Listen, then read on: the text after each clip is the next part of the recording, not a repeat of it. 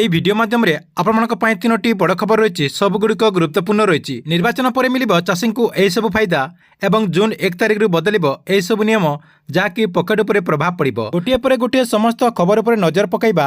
তা পূর্বর ভিডিও को गोटे लाइक कर दिंतु और जो मैंने चैनल को नुआ आसवे चैनल को सब्सक्राइब कर देकी पाखर थिबा घंटी बटन को क्लिक करके ऑल नोटिफिकेशन ऑन कर दिंतु।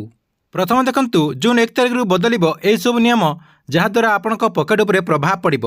प्रथम देखंतु जदि आपण आधार कार्ड टी एजाए अपडेट करना ताले आपणकर जो आधार कार्ड रही से आधार कार्ड टी जून 14 तारिख पर्यंत अपडेट कर दिंतु। जहाँकि आप जून 14 तारिख भितर अपडेट कर मागणारे अपडेट करेंगे। नेक्स्ट देखंतु एसबीआई क्रेडिट कार्ड को नहीं गोटे अपडेट रही। आगुरी कौन होता एसबीआई क्रेडिट कार्ड रे जदि पेमेंट कर रिवार्ड मिलता आपण आउ जून 1 तारिख रिवार्ड पाइपर नहीं जहाँकि एने एसबीआई तरफ सूचना दी जाएगी। नेक्स्ट देखंतु जून मासरे 10 दिन बैंक छुट्टी रहिबो। कहुच्छे जे जून मासरे 5टी रविवार रही एवं 2टी शनिवार और 3टी छुट्टी आपंकर किसी पर्वपर्वाणी थिबारु 3टी छुट्टी रही। नेक्स्ट देखंतु आपंकर मोबाइल रिचार्ज को नहीं जून मासरो मोबाइल रिचार्ज महंगा हो आपंकर जो मोबाइल रिचार्ज करुँच मोबाइल रिचार्ज रे अमाउंट बढ़ी कहुच्छे जे जून मासरे 25% मोबाइल रिचार्ज बढ़ी बोली तथ्य रही। नेक्स्ट रही निर्वाचन सरीगला परे डाली तेल सुजी इत्यादि रेट बढ़ी संभावना रही जहाद्वारा साधारण लोकों प्रभाव पड़ार संभावना रही। सहित आलू पियाजर दर वृद्धि पाइबार संभावना रही जहाँकि कहुच्छे एवं आलू और पियाजर मूल्य 30 टंका रही। मार्केट को नुआ आलू न आसवा पर्यंत ए रेट रही सूचना रही। नेक्स्ट देखंतु एलपीजी गैस सिलिंडर को नहीं आपण समस्ते जानी जे एलपीजी गैस सिलिंडर मूल्य प्रति मास 1 तारिख रे परिवर्तन होता है। एथर मध्य 1 तारिख रे एलपीजी गैस सिलिंडर मूल्य परिवर्तन होगा संभावना रही जहाँकि कहुच्छे एथर एलपीजी गैस सिलिंडर मूल्य वृद्धि पाइब।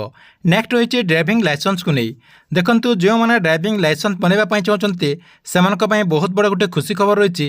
से जून 1 तारिख बिना आरटीओ ऑफिस को जाकि तांकर ड्राइविंग लाइसेंस बन पारे। कहुच्छे जो ड्राइविंग ट्रेनिंग सेंटर रही से आप टेस्ट देकी आपण जो ड्राइविंग लाइसेंस रही से ड्राइविंग लाइसेंस पाइपर आपण को आरटीओ ऑफिस को जावाक पड़बनी।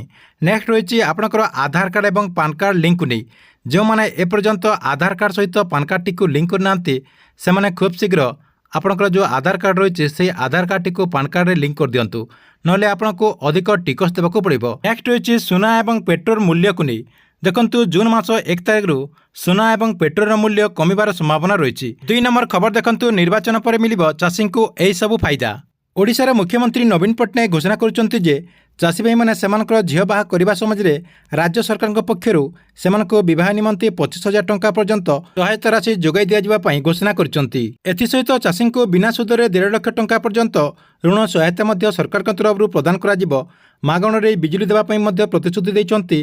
चाषी भाई मैंने अमल करुवा सबु फसल विक्रय 500 कोटीर गोदाम गृह और मंडी तैयारी करने अर्थ मंजूर करेंगे बोली माननीय मुख्यमंत्री कहते। तेणु यह सब 2024 निर्वाचन पर बीजेडी सरकार आसिले यार लाभ चाषी को मिलिब बोली तथ्य रही। 3 नंबर अपडेट रही 9टी जिला को हिट वेव्र सतर्कता जारी कर 9टी जिला हूँ झारसुगुड़ा बलांगीर बरगढ़ संबलपुर सोनपुर मालकानगिरी सुंदरगढ़ नुआपड़ा और कंधमाल।